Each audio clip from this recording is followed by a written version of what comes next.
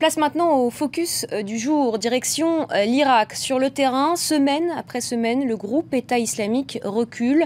Les forces irakiennes ont désormais un objectif, reprendre Mossoul, la deuxième ville du pays, sous le contrôle des djihadistes depuis 2 ans. Pour les aider à préparer cette grande offensive, la France a déployé plusieurs centaines de militaires. Ces hommes, rarement filmés, forment les soldats irakiens au combat. Le reportage près de Bagdad de Dorothée Olyric et Florian Lemoule. Nous sommes quelque part dans la région de Bagdad. La localisation de la base militaire doit rester secrète. Entourée de hauts murs en béton hérissés de barbelés, elle s'étend sur des kilomètres. Ici, on prépare des milliers d'Irakiens à la guerre contre Daesh. Pour la formation de ces hommes, dans l'ombre, ils sont plusieurs dizaines de militaires français. Par mesure de sécurité, nous sommes tenus de flouter les soldats français. Lui, c'est l'adjudant Albin. Il prépare les recrues irakiennes au scénario de l'embuscade. Vous devez prendre très vite la supériorité avec les armes. Pour comprendre, ils font et refont l'exercice. Et ça se passe à bord d'Humvee américains. Là, leurs camarades sont pris sous le feu des djihadistes. Il faut leur porter secours. Là, ils apprennent à réagir face à une embuscade à courte distance. Donc, je leur montre plusieurs possibilités. Et donc, le jour J, ils devront mettre ça en application. Pas si simple. Certains soldats irakiens se posent déjà des questions. Admettons que je sois dans une tranchée et que l'ennemi bombarde. Je ne pourrais même pas sortir la tête pour pointer mon arme. Pour l'heure, ces soldats peu aguerris apprennent. Ils doivent rechercher d'éventuels explosifs. Le formateur est un légionnaire, rompu à la détection de mines. Hé, ça t'as pas vu?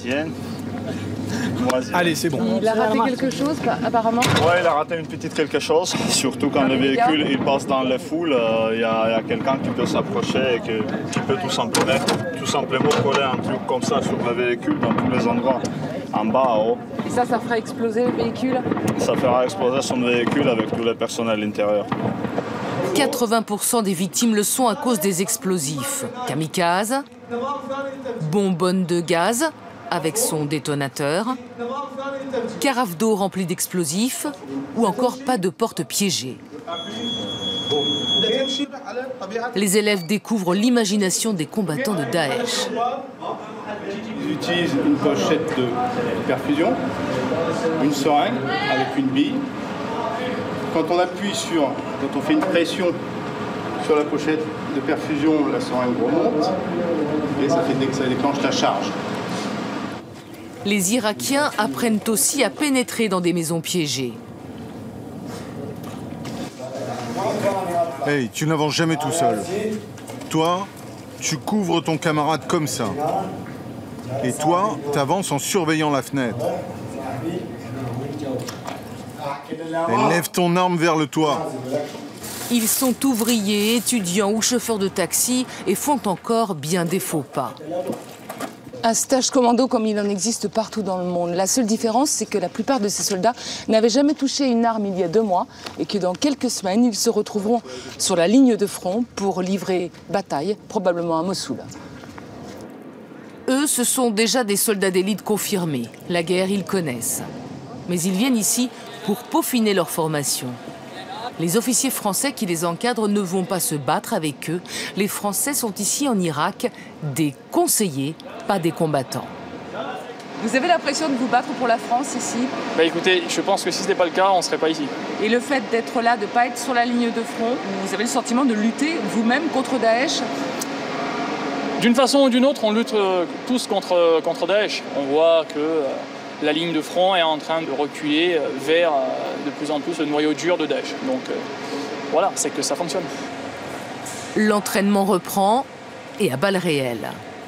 Go, go, go, go! En moins de 5 minutes, ils doivent neutraliser les djihadistes,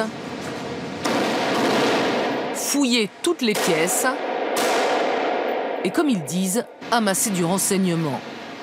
Et ça commence par des photos. Un militaire français est à leur côté à chaque moment. Ok, celle-là, elle est bonne. Mais pas cette photo-là. On n'arrive pas à lire les numéros, ok? Tout peut apporter de précieuses informations sur l'ennemi, comme les téléphones, les clés USB ou bien sûr les ordinateurs qu'il faut saisir. Des exercices, du temps passé ensemble, ça crée des liens. Entre les militaires français et irakiens, le courant passe. Demain, on va courir ensemble. Ouais, super. Et des pompes. Oui, on va faire des pompes aussi. Mimo, je t'aime. Une touche française à Bagdad, dans la guerre contre le groupe État islamique. Pour aller plus loin, le général Trinquant, ancien chef de mission de l'ONU, m'a rejoint sur ce plateau. Bonjour, merci beaucoup d'être avec nous sur France 24. Alors, on vient de le voir dans ce reportage, la France forme des soldats irakiens, notamment au combat de rue. Quel est ainsi l'objectif de Paris? Est-ce qu'on doit s'attendre à des combats très durs à Mossoul? Le premier point, c'est qu'il faut se souvenir de ce qui s'est passé il y a 2 ans, en 2014. L'armée irakienne s'est complètement effondrée. Donc elle avait besoin d'être formée. Donc c'est pour ça que les militaires français ont été envoyés là-bas pour former les Kurdes, il faut le rappeler, qui sont les combattants qui, eux, ont tenu le terrain et à qui on a livré de l'armement. Donc il fallait les former sur cet armement. Et maintenant sur l'armée irakienne, avec 2 formations bien distinctes. L'un sur la première division d'infanterie irakienne, l'autre sur la force contre-terroriste, celle que vous voyez qui était en libération d'otages. Donc il s'agit de les former de façon générale et effectivement, en ligne de mire, tout le monde à Mossoul, qui va être un combat assez dur et difficile parce que Mossoul est une grande ville, qu'elle est située entre la zone kurde et la zone sunnite, que c'est une ville sunnite qui est tenue depuis plus de 2 ans maintenant par Daesh. Et l'État islamique a probablement très bien préparé le dernier bastion qui lui reste en Irak. Alors on estime à combien à peu près justement les combattants du groupe État islamique dans cette ville? Alors d'abord c'est très difficile d'évaluer le nombre restant puisqu'ils sont éliminés au fur et à mesure, j'allais dire. Mais surtout nous abordons un combat en zone urbaine. Mossoul c'est 2,5 millions d'habitants, c'est donc colossal. Et ce qui va privilégier les soldats de l'État islamique qui sont là-bas, les combattants de l'État islamique, parce que la défensive est toujours privilégiée dans une zone urbaine. Donc imaginez des rues piégées, des immeubles qui ont été détruits par des bombes ou par des bombardements avant, donc plein d'obstacles. Et à ce moment-là, les défenseurs sont favorisés parce qu'avec des tireurs d'élite, ils peuvent bloquer un axe pendant plusieurs heures. Donc c'est un combat extrêmement difficile. Deuxième point, la population, parce qu'on ne prend pas une ville pour le plaisir de prendre une ville, c'est la population qui est dedans. Or, la population qui est à l'intérieur de Mossoul est une population essentiellement sunnite. Donc là, il y a un effort important à faire par l'État irakien pour montrer que la population sunnite fait partie de l'Irak et qu'on va les libérer et non pas qu'on va les occuper. Est-ce que justement à l'intérieur de la ville, il y a certaines poches de résistance qui se sont formées et qui vont pouvoir arriver en appui des forces de l'armée irakienne? Alors, des poches de résistance, aujourd'hui, dans Mossoul, on n'en connaît pas. Tout simplement parce qu'il faut être armé et que les seules personnes qui seront armées, c'est l'armée irakienne qui est à l'extérieur. Toute personne armée qui ne participe pas au combat avec l'État islamique se verrait décapitée dans 1 minute. Donc il n'y en a pas. Ça ne veut pas dire qu'il n'y aura pas une aide de la population. Des groupes de combat de l'État irakien pourraient très bien être pilotés par des gens qui, de l'intérieur, leur donnent des informations. Mais armés, ça me paraît assez peu probable. Et qu'est-ce qu'il manque encore à la coalition pour attaquer la 2e ville d'Irak? Ça fait plusieurs mois qu'on parle de cette future offensive. Qu'est-ce qui manque aujourd'hui? On ne sait pas exactement quand est-ce que cette offensive va avoir lieu. Alors l'offensive mettra en œuvre 3 acteurs principaux, les Kurdes qui sont sur place, la coalition qui va essentiellement donner des appuis et l'armée irakienne. L'armée irakienne aujourd'hui elle est essentiellement chiite, ce sont des milices chiites. Or les milices chiites ne peuvent pas prendre Mossoul, il faut que ce soit une grande partie de l'armée irakienne qui soit sunnite. Donc il faut la former et là il y a un gros travail et après les prises successives de Fallujah et d'autres villes, il faut reconstituer cette armée irakienne pour que ce soit bien des sunnites et les tribus sunnites du pourtour de Mossoul qui participent à la prise de Mossoul. Alors Paris, on le voit, ne cache pas donc de vouloir lutter contre l'organisation État islamique. Quel est l'autre type d'engagement de la France sur le terrain, sur ce terrain irakien et syrien également? Alors, le ministre de la Défense l'a annoncé il n'y a pas très longtemps, et le président également, le porte-avions va arriver dans le golfe Persique à l'automne.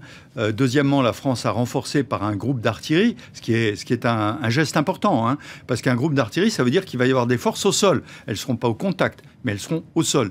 Donc ça, c'est pour l'effort qui sera fait en Irak. En Syrie, on sait que depuis un certain temps, il y a déjà des forces françaises qui participent là-bas, pas de l'artillerie, pas des forces régulières, mais plutôt des forces spéciales. Ça a été le cas dans la prise de Manbij en particulier, ou sur la frontière turque. Et donc c'est un effort important, mais je voudrais rappeler que la France est en effort secondaire ici. La France est en effort premier, en première ligne en Afrique. Et c'est là que se porte l'effort français. Dans le Sahel. Dans le Sahel, notamment. Exactement, sur la menace globale. Et justement, alors en Afrique, pourquoi la France a mis autant de temps à avouer son implication en Libye?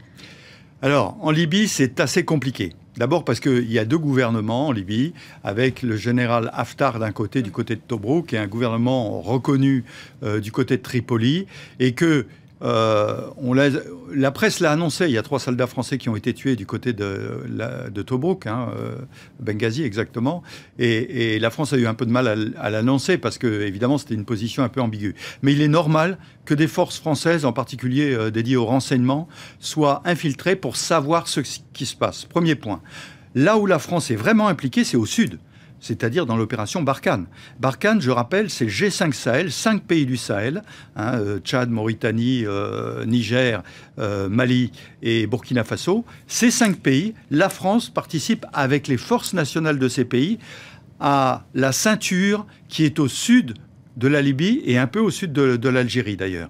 Et là, c'est là que se passe le principal du combat contre des djihadistes à la suite de l'opération au Mali. Alors, est-ce que ça suffit finalement de lutter contre les djihadistes sur leur territoire? Est-ce que c'est pas finalement toute l'idéologie qu'il faut combattre sur notre territoire d'abord? Mais vous avez bien raison. Le jour où les fiefs de Daesh tomberont en Irak, en Syrie et, je l'espère bien, également en Libye, et que le Mali sera contenu, évidemment que c'est chez nous. Les djihadistes, je le rappelle, veulent une chose, fracturer la société française. La communauté musulmane française, dans sa grande majorité, ne tombe pas dans le piège.